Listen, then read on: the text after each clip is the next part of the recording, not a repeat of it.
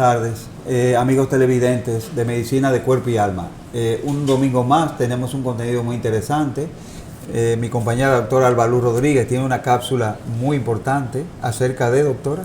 Bueno, vamos a responder un cuestionamiento, una pregunta de una de nuestras seguidoras de las redes. Una pregunta que hizo una seguidora, la doctora la va a responder con mucho gusto. Y tenemos hoy una entrevista con la doctora Yosaira Rijo Calderón, médico, alergista, clínica, tanto de niños como de adultos, y que nos responderá preguntas muy interesantes sobre las alergias. Después de la pausa, siga con nosotros.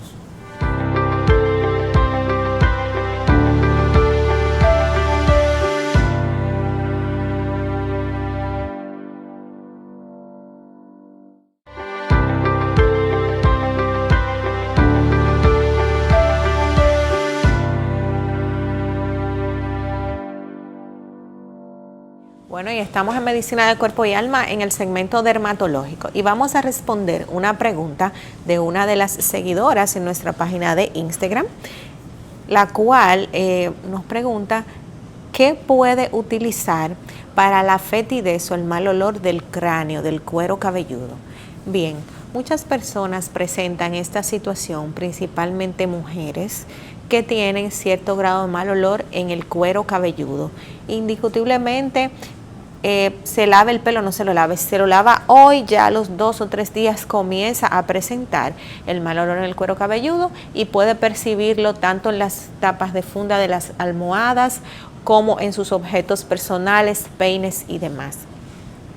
Esto es causado muchas veces porque el paciente pueda tener alguna situación como la dermatitis seborreica o psoriasis en el cráneo que puede provocar el mal olor en el cuero cabelludo. También la humedad, muchas veces utilizamos productos de uso diario, cosméticos para el pelo, que pueden provocar mucha humedad en el cráneo, aumento de la producción del sebo y puede haber mal olor. Bacterias y hongos, por ejemplo, como la malacesia, se encuentra aumentado en el sebo. Esta es una de las causantes de que expida a la persona esa fetidez. Lo primero que debemos de hacer es evaluar el cuero cabelludo para nosotros certificar que no haya ninguna condición dermatológica que esté asociada al mal olor. Y después de esto, de ver que efectivamente lo que tiene es mal olor solamente y no tiene nada en piel, sino que solo tiene la fetidez, recomendamos en primer lugar chequeo hormonal. El chequeo hormonal en las mujeres, porque muchas veces cuando hay alteraciones de los trastornos hormonales, como en los periodos de la adolescencia y también ya en la mujer adulta, estas alteraciones de hormonas pueden provocar esta situación. También recomendamos una línea de productos para disminuir la producción de sebo. Cuando usted vaya a comprar sus productos para el cuero cabelludo, tiene que ser un producto que disminuya la producción de sebo, disminuya la producción de grasa en el cráneo. No puede estarse poniendo sustancias con mucho aroma para mitigar el mal olor, porque entonces se pone peor la situación. Tiene que utilizar un producto que disminuya la producción de sebo. Puede que contenga ketoconazol o piritonato de zinc, que ayudan mucho a bajar la producción de malacesia y que eso ayuda muchísimo con el mal olor. Y lavarse su cabello por lo menos 2 veces por semana mientras se encuentre la situación, 2 veces por semana. Nosotros en el mercado hay una alta gama de productos para esta situación y esta condición que presenta muchos pacientes, tanto hombres como mujeres. La sudoración excesiva del cuero cabelludo puede producir también mal olor en el cráneo. Por lo tanto, estar en ambientes aireados ayuda mucho a que no se presente el mal olor. Ante todo, siempre la consulta debe de darse para llegar a un diagnóstico correcto, pero quiero que sepas que hay tratamientos para mitigar y eliminar el mal olor del cuero cabelludo, que hay solución para esa situación. Bueno, hasta aquí mi respuesta para nuestra seguidora. No se pierdan la entrevista con nuestra invitada en la tarde de hoy, la doctora Yosaira Rijo, que es alergista tanto de niños como de adultos. La entrevista va a estar muy interesante y Pueden pues seguirnos también en nuestras páginas de redes sociales, Medicina de Cuerpo y Alma, y en YouTube. Vamos a una pausa comercial y luego vamos a continuar con la entrevista en la tarde de hoy.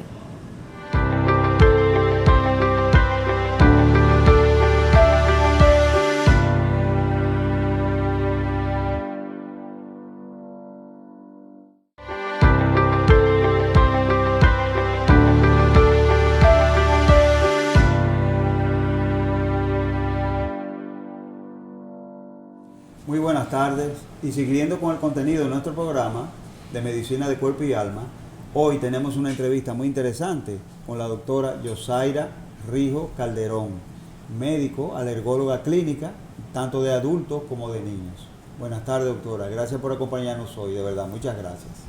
Ay, muchísimas gracias por la invitación. Yo estoy encantada de estar aquí con ustedes compartiendo, que vamos a compartir un poquito de las alergias en niños y adultos, a ver qué tal, cómo nos va.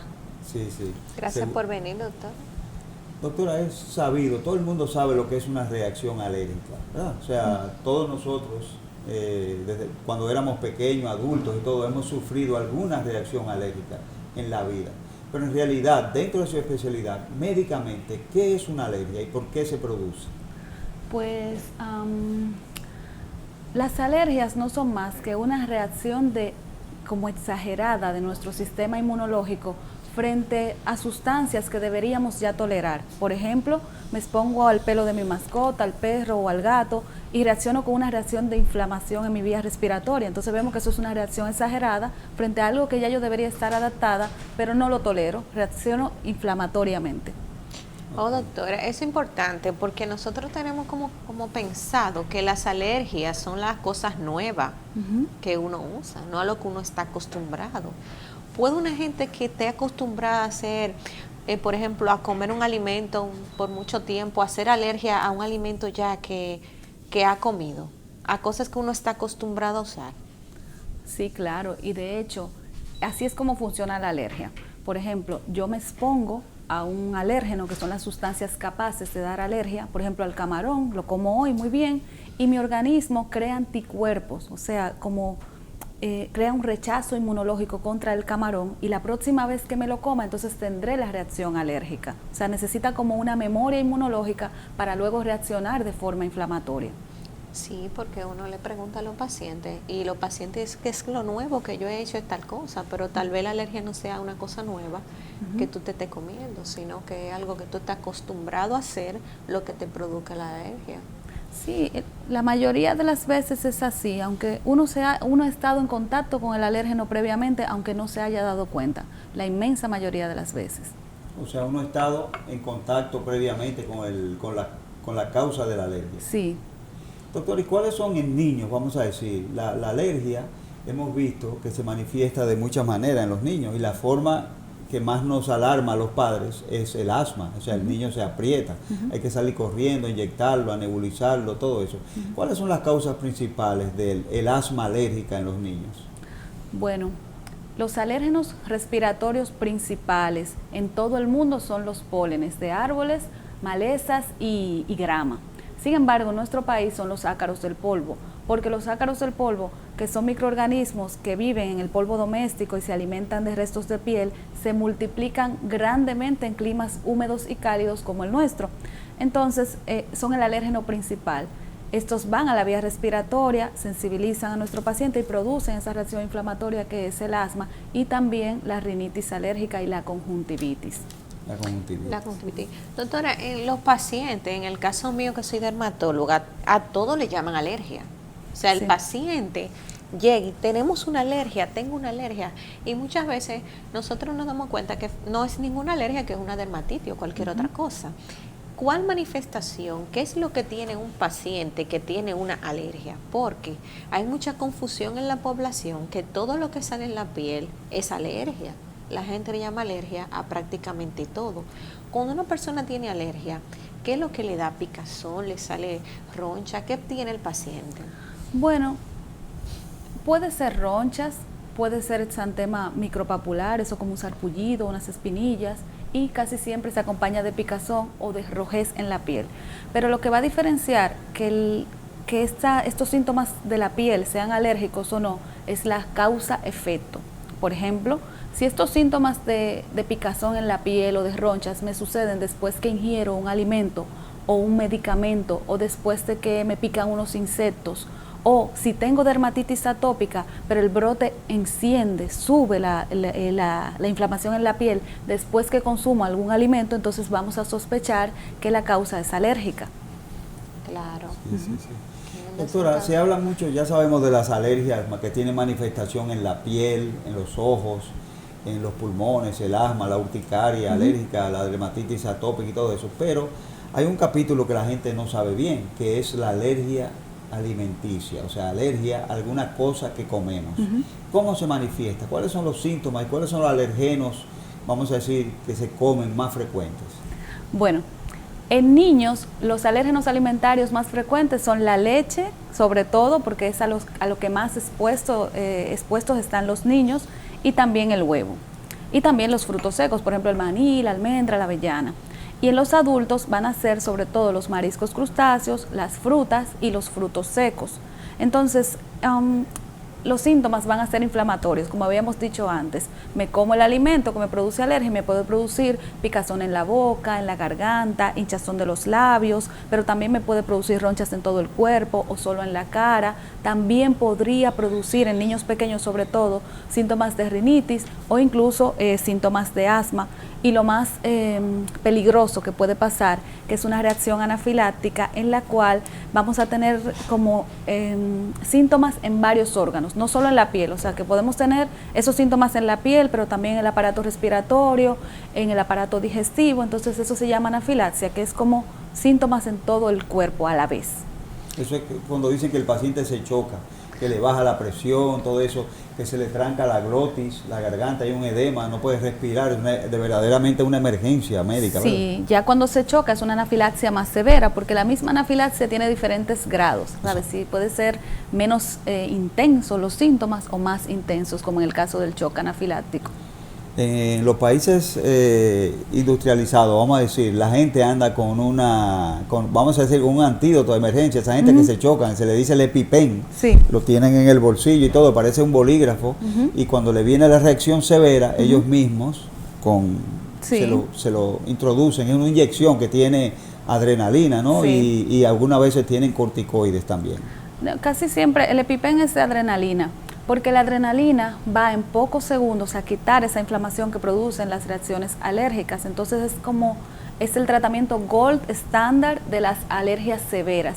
Aquí no tenemos disponible el EpiPen por razones de costo, es un poco costoso y no nos llega al país, pero sí en la consulta de alergias solemos preparar kit de emergencias con adrenalinas no autoinyectables, pero sí para que el paciente se le instruye de cómo cargar la adrenalina y administrársela en caso de que tenga una reacción alérgica fuera o lejos del hospital. Muy severa, que no le dé tiempo a llegar, que necesite en cuestión de segundos la atención médica. Entonces lo que hacemos es eso, preparar un kit para que ellos lo puedan tener.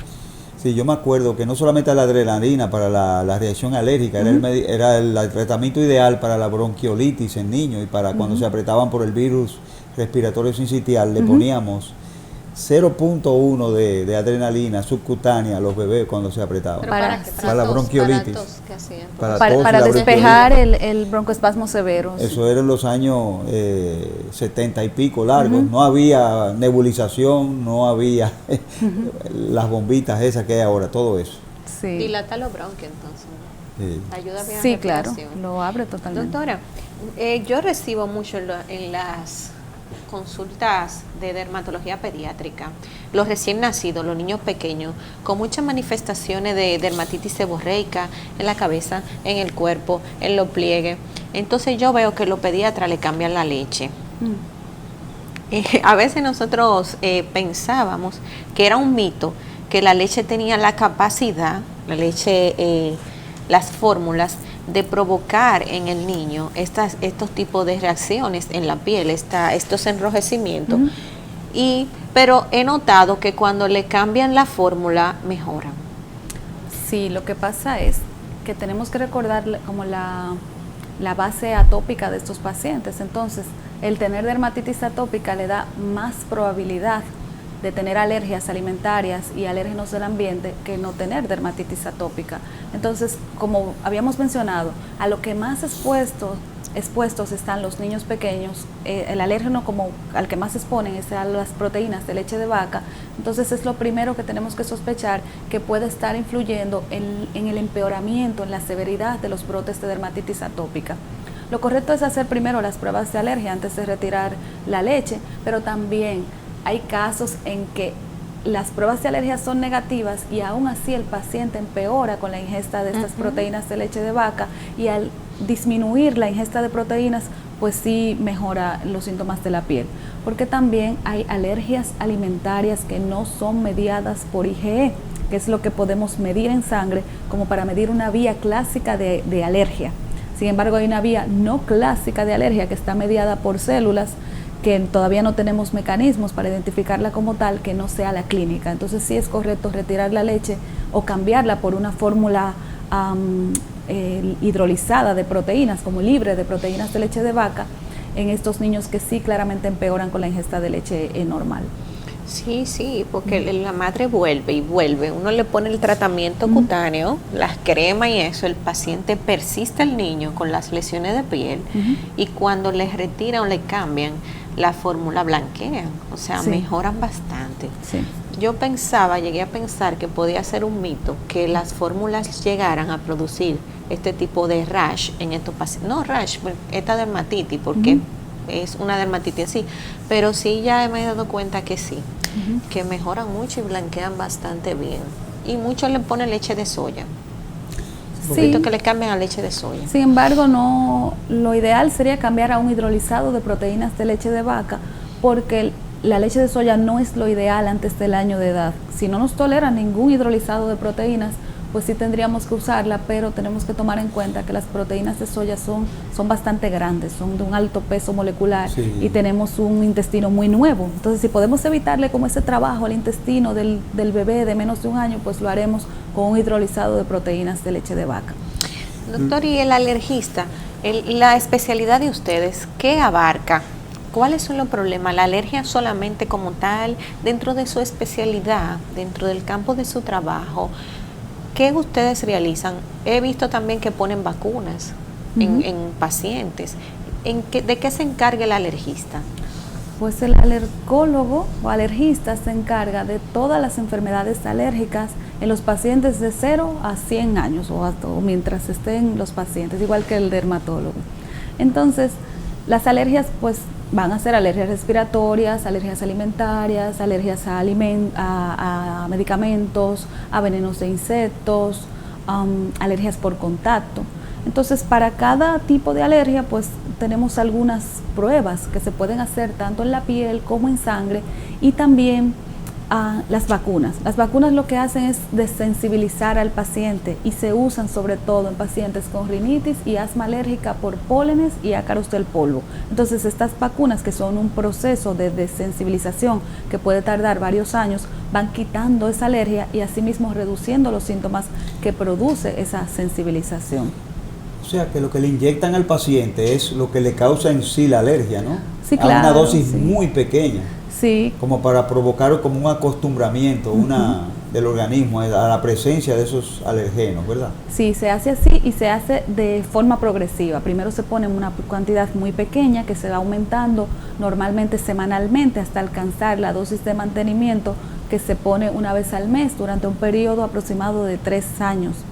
Estos 3 años, no es que hay que esperar 3 años para que la vacuna vaya haciendo efecto, sino para que este efecto se mantenga, o sea, esa desensibilización se mantenga durante el resto de la vida. El periodo menor que debe durar el paciente vacunándose una vez al mes son 3 años. Wow, sí. Y doctora, en cuanto al diagnóstico de la alergia, una vez que sabemos que el paciente es alérgico a algo, ¿podemos diagnosticar un proceso alérgico primero? Y segundo, ¿podemos diagnosticar a qué sustancia ese paciente es alérgico? Específicamente. Sí, claro. Sí. Si no tenemos un diagnóstico específico, no podemos, por ejemplo, poner una vacuna. Porque, por ejemplo, la vacuna de los ácaros no es como de todo el polvo, sino de cada ácaro específico al que el paciente esté sensibilizado. Por ejemplo, hay pacientes que solo tienen alergia a uno de los ácaros que probamos. Entonces ese paciente se beneficia de una vacuna de ese solo ácaro. Pero entonces hay otro que tiene alergia a 3 ácaros. Entonces una combinación de esos 3 ácaros en la vacuna le es más eficaz a ese paciente. Entonces, para diagnosticar específicamente la causa de la alergia, hacemos pruebas de alergia específicas. En el caso de la alergia respiratoria o alimentaria, hacemos lo que se llama el prick test, que ahí se echa una gota de cada estrato que vayamos a probar en la piel del paciente. A cada gota se le da un pinchazo superficial para que penetre a la capa más superficial de la piel, se deja reposar ahí 15 minutos y si el paciente es alérgico a eso que estemos probando, hace como una reacción en el sitio de la punción, hace ahí tenemos un videíto, sí. Eso es parecido entonces a lo que es la prueba de la tuberculina, ¿verdad? Parecido. Este es más superficial porque la tuberculina es intradérmica y las pruebas intradérmicas que se inyectan como con una jeringa de insulina debajo de la piel, esas las solemos hacer para medicamentos, anestésicos locales y tal. Ahí vemos el pinchazo, mira qué superficial es, y no saca sangre ni nada, ¿ve? Es un pinchacito. Entonces, doctora, ¿en qué consiste lo que estamos viendo ahí en ese momento? Esa es la prueba. Este es un prick test. Ahí hemos puesto una gota de cada estrato alergénico que vamos a probar. En este caso estamos probando ácaros del polvo, hongos de la humedad, pólenes, epitelios de animales, en un paciente con sospecha de rinitis y asma alérgica, que hace alérgica. Entonces, cuando sospechamos que la rinitis y el asma puedan ser alérgicas, hacemos pruebas de alérgenos ambientales, que son esos que estamos probando ahí. Entonces, vimos que marcamos la piel, se echa una gota de cada estrato, se le da el pinchacito y luego se seca con una servilleta como el excedente de las gotas. Se deja reposar ahí 15 minutos y creo que no tenemos la imagen en la que se ve la ronchita que se hace en el sitio de la punción donde el paciente es alérgico. Si está positivo. Si está positivo y si no, se queda como si no hubiéramos probado nada. Doctora, ¿a partir de qué edad yo puedo en los niños hacer este estudio? ¿Y qué niño califica para eso? ¿Qué niño yo debo de sospechar que tal vez pueda meritar este tipo de prueba? Se puede hacer a partir de cualquier edad. Sin embargo, hay que tomar en cuenta que la alergia respiratoria no es lo más frecuente antes de los 3 años de edad. Los episodios de broncoespasmo de repetición en el niño pequeño, la mayoría de las veces no son alérgicos porque se necesita un tiempo en el planeta, como en este ambiente, para sensibilizarse a los alérgenos ambientales. Por eso las alergias ambientales suelen ser más prevalentes a partir de los 3 años de edad. Sin embargo, sí que cada vez estamos viendo más niños menores de esa edad que presentan síntomas respiratorios y que se diagnostican, que al final demostramos que son alérgicos. Se puede hacer a cualquier edad, no tiene límite de edad, pero sí que es un reto en niños pequeños porque el pinchacito y luego le pica la ronchita que le sale. Entonces en niños pequeños lo que solemos hacer es menos cantidad, como de ser más específicos en nuestras sospechas y así probamos menos cantidad de alérgenos, pero no tiene contraindicación por edad. Con respecto a la dermatitis atópica, doctora, que es un conjunto de cosas, es un síndrome, vamos a decir que esa enfermedad abarca un espectro muy amplio.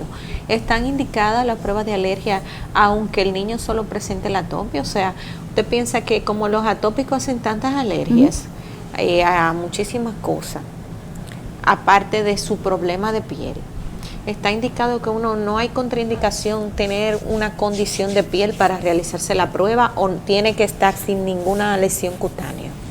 Sí, lo ideal es que la piel esté relativamente sana y también por ejemplo, si los niños o el paciente tiene lesiones de dermatitis en los brazos, lo podemos poner en la espalda. Pero si toda la piel está comprometida, entonces tendríamos que esperar a que la piel esté relativamente desinflamada para poder realizar estas pruebas y que no nos dé un falso positivo. En esos casos, que es una dermatitis atópica muy severa y que no podemos hacer el prick test porque no hay espacio de piel para realizarlo, podemos medir esas pruebas en sangre. O sea, se mide la cantidad de anticuerpos específicos que se tiene frente a los alérgenos que estamos sospechando, y eso se puede hacer mediante una prueba de sangre. El prick test es más sensible que la prueba de sangre, pero la prueba de sangre también es muy específica, o sea que tiene una validez igualitaria, sí, es muy... Que una alternativa si entonces la piel está afectada, porque los atópicos muchas veces están muy brotados, entonces no hay área como de donde tomar la muestra. Doctora, por ejemplo, volviendo al tema ese, que algunas veces la piel de los niños está muy afectada y no se puede hacer un test de prick o algo así, y no hay un marcador, por ejemplo, la IgE para las pruebas de alergia, no existe un marcador, una prueba de laboratorio, una prueba que se pueda hacer para determinar o para orientarse que una persona tiene alergia o no. Por ejemplo, la IgE, el conteo de eosinófilos, ¿todavía se usa esto? Sí, sí. El conteo de eosinófilos sí nos orienta a que si los eosinófilos están muy elevados, la enfermedad respiratoria pueda ser alérgica, es más probable. También que la IgE esté elevada nos indica que puede ser alérgico a alguna cosa, aunque no específicamente. Para ver a qué es específicamente alérgico, pues se tiene que determinar la IgE específica en sangre o en la piel. Eso es lo que determina la prueba de RAS, la IgE específica. Los Sí. RAS, los famosos RAS. El RAS o el inmunocapsid determina la IgE que se tiene en sangre contra algún alérgeno específico. Uy, qué bien, qué bien. Doctor, y en este periodo de Semana Santa, porque el dominicano inventa mucho, hay personas que hacen alergias a un pescado y lo saben. Y muchas veces se lo comen y después se toman un antialérgico. Yo me lo como, pero yo me voy antialérgico para eso. Sí, por una realidad. Yo lo he oído y lo he visto. Sí. ¿Cuál sería el consejo de la consecuencia de estar comiendo cosas que nos hacen mal? Y nosotros lo sabemos porque muchas veces no sabemos lo que nos causa la alergia. Eso es un reto para el médico, descubrir realmente qué es, porque a veces es un conjunto de cosas, pero mucha gente, por ejemplo, come mero o come un pescado y sabe que después que se come ese pescado puede tener manifestaciones, por ejemplo, de parestesia, como la boca un poco, muchas veces como si tuviera la boca adormecida o mareos, hacen reacción al pescado y se lo comen, ¿Qué consecuencia le puede traer a una persona el estar comiendo lo que le hace daño en esas cuestiones de alergia? Bueno, mientras más uno se expone, más riesgo tiene de que cada reacción sea más severa y de que ese antialérgico no pueda detenerla. Entonces estaríamos poniendo en riesgo la vida sabiéndolo, ¿sabes? O sea, mi recomendación es que no lo hagan. Exacto. Si usted ve que un alimento no le sienta bien, debe dejar de comerlo hasta que vaya a la consulta del alergólogo. Si son síntomas inflamatorios, ¿sabes? Si no le sienta bien a nivel intestinal, ya usted sabe que tiene que ir a su gastroenterólogo y chequear si tiene una intolerancia digestiva o tal. Pero si se le inflama la boca, si se marea, si tiene dificultad para respirar o picazón en el cuerpo, pues no lo consuma, que un antialérgico no siempre es suficiente para detener una reacción alérgica. Sí, claro. Y otra cosa, doctora, una pregunta que tengo. ¿Puede una persona que desarrolle una alergia alimenticia a un alimento del mar, como por ejemplo comienza por los camarones, puede seguir haciendo como reacción cruzada con otros alimentos marinos? Por ejemplo, hay gente que comienza con alergia al pulpo, ya no puede comer camarón, ya no puede comer tuna, ya no puede, así como nosotros hacemos alergia como a los medicamentos, que uno hace reacciones cruzadas con unos y otros, puede darse esa situación con los mariscos y con los alimentos, que uno comience con una alergia a un pescado y termine haciendo a varias cosas del mar. Sí, claro. De todas formas, los mariscos tienen sus grupos de especies. Entonces, las alergias a mariscos más comunes son las de los crustáceos, que son los que tienen concha y pinza. Sin embargo, sí existe cierta reactividad cruzada con los moluscos. Entonces sería el pulpo, el calamar, el pulpo y el calamar sobre todo. Que no es tan frecuente la alergia entre los crustáceos y los moluscos, pero sí es más frecuente que el que sea alérgico a crustáceos pueda desarrollar alergia a moluscos que a otros tipos de mariscos como los bivalvos, que son los que vienen en el mejillón, sí, las ostras y tal. Entonces, dependiendo de la familia a la que pertenezcan, tiene más probabilidad de hacer reactividad cruzada unos con otros. Pero sobre todo los crustáceos. Los crustáceos, entre ellos, el que es alérgico al camarón ya debería ir despidiéndose del cangrejo, de la langosta, del langostino. Ay, exacto. Y si sigue tolerando el pulpo y el calamar y tal, pues lo puede seguir comiendo, pero con mucha precaución. Doctora, hablando de alimentos del mar, y ahora en Semana Santa hay mucha, lo que le llamamos aquí en Santo Domingo la ciguatera. ¿Es la ciguatera una reacción alérgica?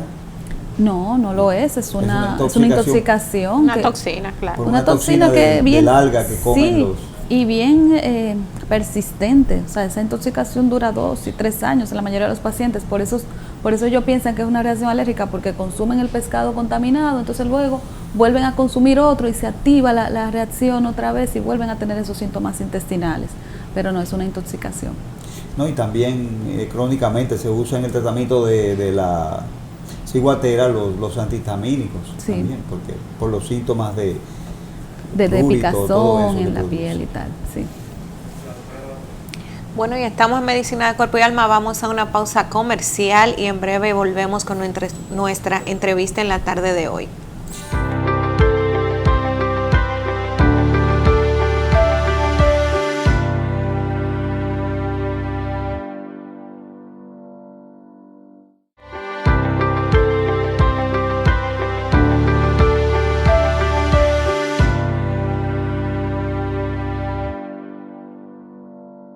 Seguimos en Medicina de Cuerpo y Alma y en la tarde de hoy tenemos la presencia de la doctora Yosaira Rijo, y que pueden encontrar en las redes sociales. Asimismo, Yosaira Rijo en su página de Instagram, y es alergista tanto de adultos como de niños.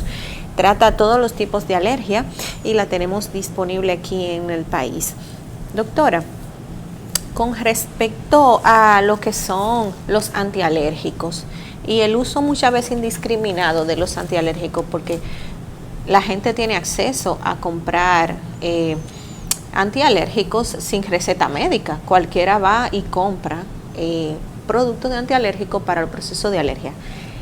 Ustedes los alergistas, cuando ponen tratamientos, ¿utilizan otras cosas que no sean solamente antialérgicos para tratar esos problemas? ¿Medicamentos? Sí, claro, utilizamos Montelukast, que es un inhibidor de unas sustancias que se llaman leucotrienos, que son, ustedes saben que los antialérgicos son antihistamínicos, esos bloquean la histamina. Entonces los antileucotrienos bloquean los leucotrienos, que son sustancias que producen inflamación, sobre todo en la vía respiratoria y en la piel. Entonces solemos usar eso con frecuencia. También los esteroides orales, tópicos o inyectados en casos de inflamaciones más severas que no quieran o no cedan con el tratamiento con antihistamínicos y o antileucotrienos, y inhaladores. Usamos muchos medicamentos, ¿qué te digo? Porque según el síntoma del paciente, pues vamos a ir usando una amplia gama de medicamentos. Ya hay nuevos antialérgicos. Antes los antialérgicos eran muy somnolientos, uno se tomaba un antialérgico y se noqueaba, pero ahora ya los antialérgicos no están produciendo sueño, hay muchos que no dan sueño. Sí, hay muchos que no. Hay un biológico nuevo que bloquea el receptor de histamina. Bueno, nuevo no.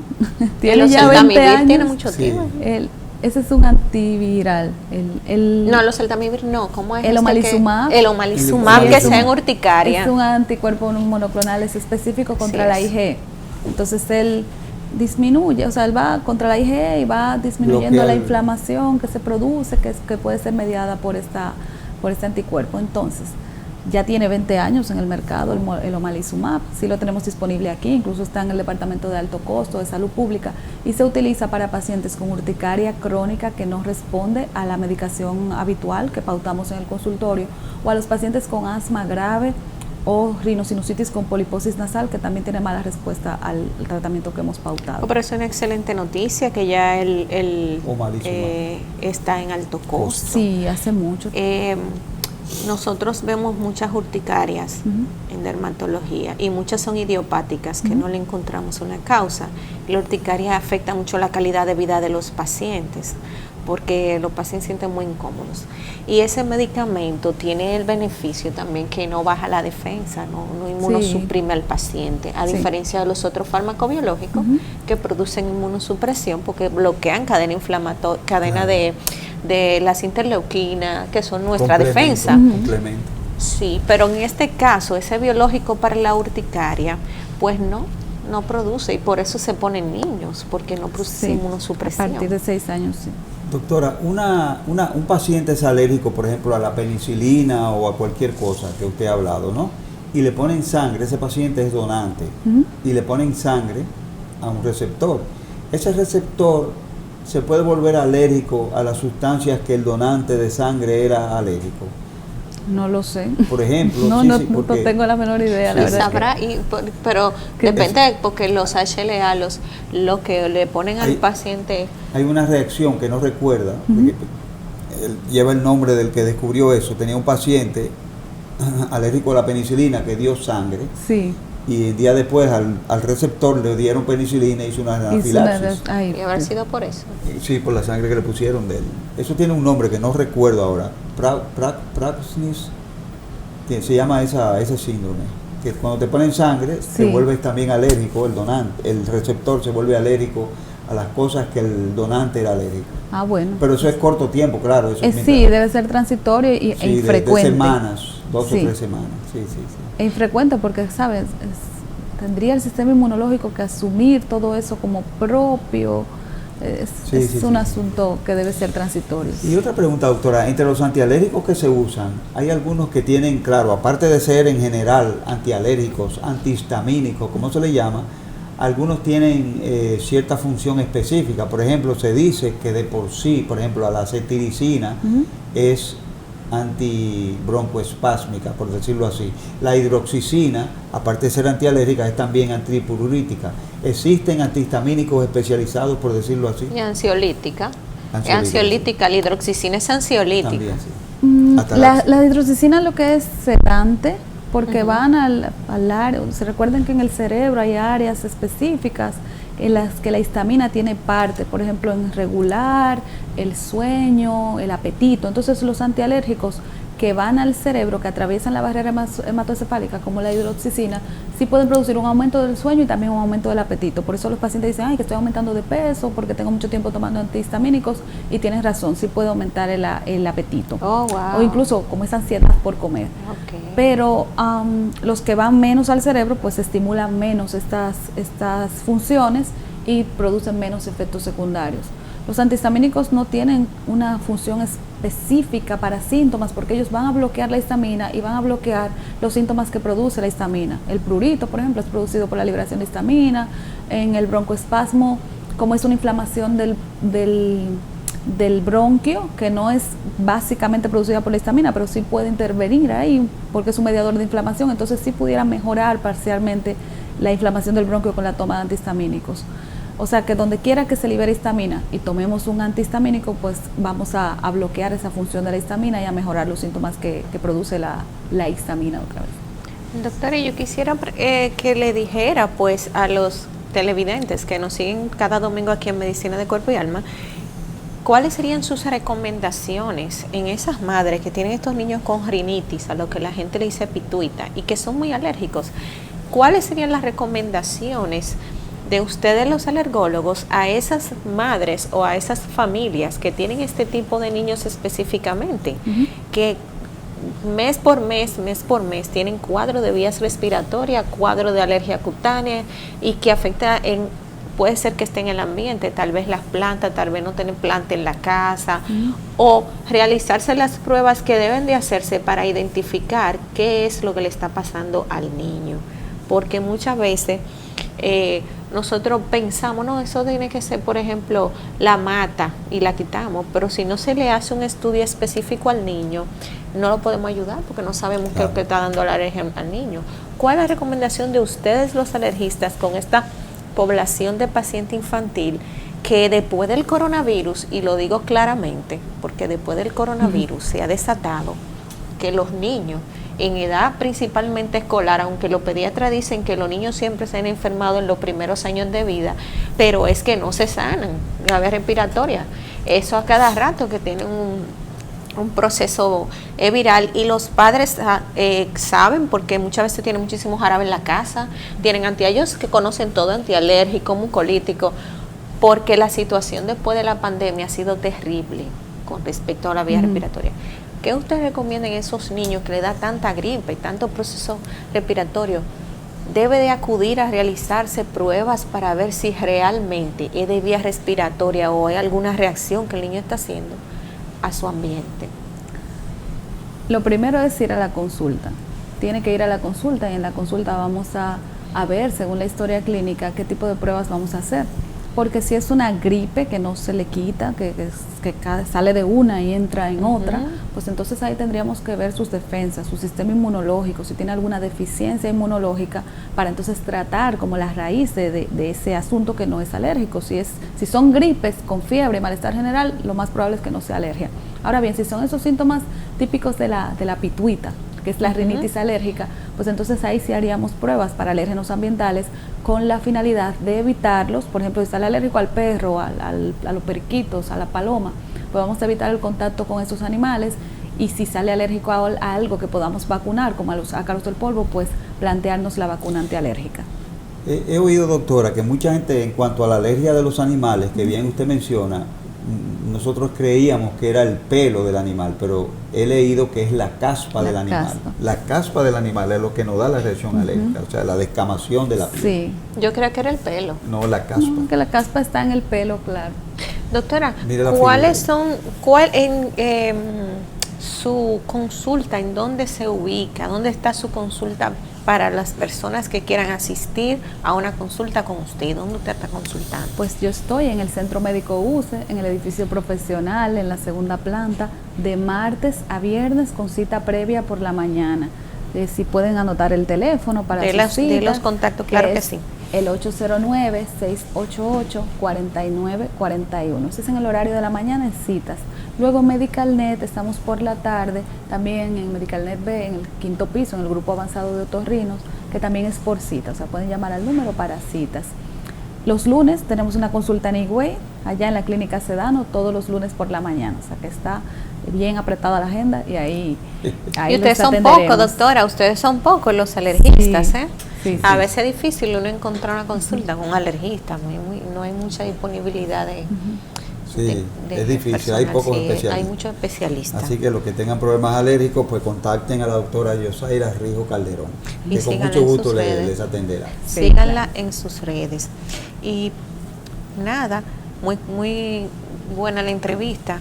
Excelente. Muy agradecida porque en mi especialidad nos toca tratar con problemas de alergias. Sí. Claro está que yo como dermatólogo siempre pienso y veo que si es de alergista, para el alergista del paciente, uno lo recibe, lo atiende, pero uno me envía al médico que debe de ir. Sí. Y muchas veces los pacientes que la situación de las alergias son muchas veces crónicas, los pacientes que tienen problemas de tiroides hacen muchas urticarias. Sí, sí. Los parásitos, doctora, ¿ustedes se han encontrado con esa situación que las parasitosis produzcan alergias? ¿Los parásitos intestinales? Sí, intervienen.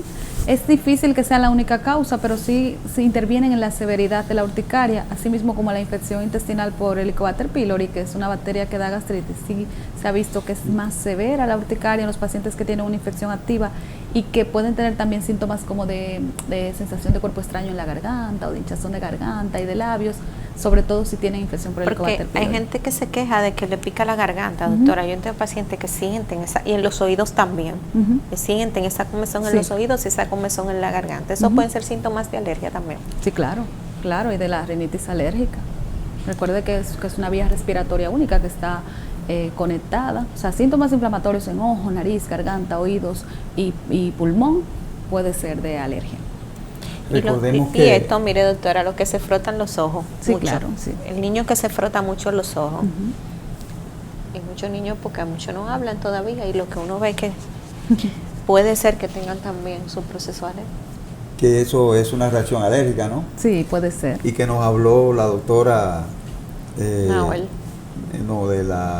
la causa número 1 de queratocono en niños, era la Judy Puerto Real, la oftalmóloga, nos habló de eso, que la causa principal de queratocono era ese traumatismo crónico de rascarnos los ojos. Ay, sí. Porque tienen ojos secos. Sí. Porque a veces tienen conjuntivitis, entonces el picor hace que se froten y se lastimen el ojo. Y doctora, con respecto al polvo del Sahara, que es un tema que siempre está, y es verdad que el polvo del Sahara produce tanta cosa, porque la gente, cuando esté el polvo del Sahara en el país, todo se lo achaca al polvo del Sahara. Bueno, ¿eso da tanta alergia? No tiene que ser alergia específicamente, pero sí que es un irritante ambiental. Toma en cuenta que el ambiente, o sea, no está transparente, está turbio, está oscuro, está lleno de esas partículas de polvo. Entonces los pacientes con mucosas nasales o conjuntivales sensibles son los que más van a percibir este contaminante ambiental, entre ellos los pacientes alérgicos, por supuesto, o sea que van a empeorar con la exposición a este irritante. Sí, sí, pero ya pasó el polvo, pero cuando está el polvo volverá. Sí, vuelve y se nota, se ve. Sí. Leí el otro día que en estos países que están afectados por la presencia de sargazos, es decir, esas algas que traen las corrientes marinas, en la playa, eso se mete al agua de los ríos, se mete a los acueductos y llega a nuestras casas, y ha habido una incidencia de problemas alérgicos por la presencia, en algunos países se ha detectado eso, por la presencia de los sargazos. Oh, sí. Sí. ¿Cómo? Sí. Sí, en la playa se ve mucho eso, se ve como sucia la playa. Lo digo por lo del polvo del Sahara, porque yo me puse a leer, a buscar, es impresionante la cantidad de elementos que trae el polvo del Sahara, de esporas. Por ejemplo, oí un programa donde un botánico dominicano, no me acuerdo el nombre, vi que el polvo del Sahara trajo una espora que parasita las palmeras pequeñas, los piñones, las palmeras pequeñas de este país, y muchas se secaron por una espora que trajo que ataca el polvo del Sahara. Sí, o sea que es mucho más que polvo. Sí, no es polvo solamente, trae de todo. Doctora, ¿y los apartamentos? Yo también había leído un artículo reciente de los apartamentos enfermos. ¿Pueden las filtraciones del hogar ser causantes ambientales de estas crisis respiratorias en los niños? Las esporas de hongos, tanto dentro como fuera del hogar, constituyen una de las causas más frecuentes de enfermedad respiratoria alérgica. Sí, es un alérgeno común. Las filtraciones. No las filtraciones, sino las esporas de moho que surgen de esas filtraciones. La filtración crea humedad y la humedad trae reproducción de esporas y de moldes. Los techos se descacaran, esas cosas se pueden respirar, realmente eso es verdad. La gente puede inhalar eso, los niños. La verdad que sí. Antes, cuando las pinturas traían plomo, había una especie de trastorno alimenticio que el niño raspaba en la pintura de la pared, ingería este producto y tenían intoxicación por plomo crónica. Sí. Ya no se ve. Bueno, doctora, muchas gracias. Hemos llegado al final de nuestro programa, de nuestra entrevista a la doctora Yosaira Rijo Calderón, alergóloga clínica, tanto de niños como de adultos. Muchas gracias, doctora, por su presencia aquí y su brillante exposición. Y a nuestros queridos amigos también, muchas gracias por habernos sintonizado un domingo más aquí en Medicina de Cuerpo y Alma, en Cinevisión. Síganos en nuestras redes también de Instagram y de YouTube. Así que no se pierda Medicina de Cuerpo y Alma y hasta el próximo domingo.